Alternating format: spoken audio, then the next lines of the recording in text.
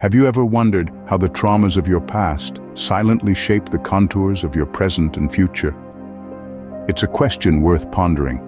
Our experiences, particularly those from our formative years, often serve as the invisible hand that molds our actions, our reactions, and our perceptions. Consider this: a child grows up in a home where there's constant discord. The father is passive, the mother's voice is the loudest, and tension often fills the room.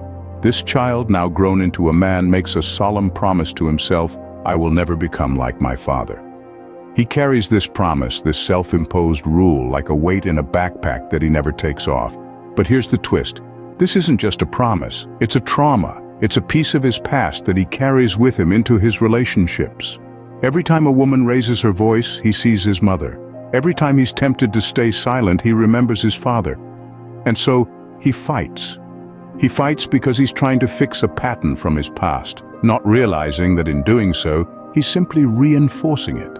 This is just one example of how traumas, even those we're not consciously aware of, can influence our lives. They create patterns that we unwittingly follow, and breaking free from these patterns requires more than just a promise to ourselves. It requires recognition, understanding, and a deliberate effort to change our responses.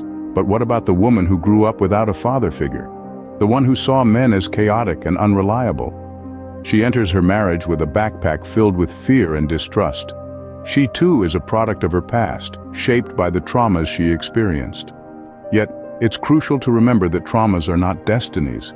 They may shape us, but they do not define us. They are part of our story, but they are not the entire narrative. In conclusion, traumas shape our lives in ways we often don't realize. They create patterns that we unconsciously follow, and breaking free from these patterns requires more than just a promise to ourselves. It requires recognition, understanding, and a deliberate effort to change. But most importantly, we must remember that while traumas may shape us, they do not define us.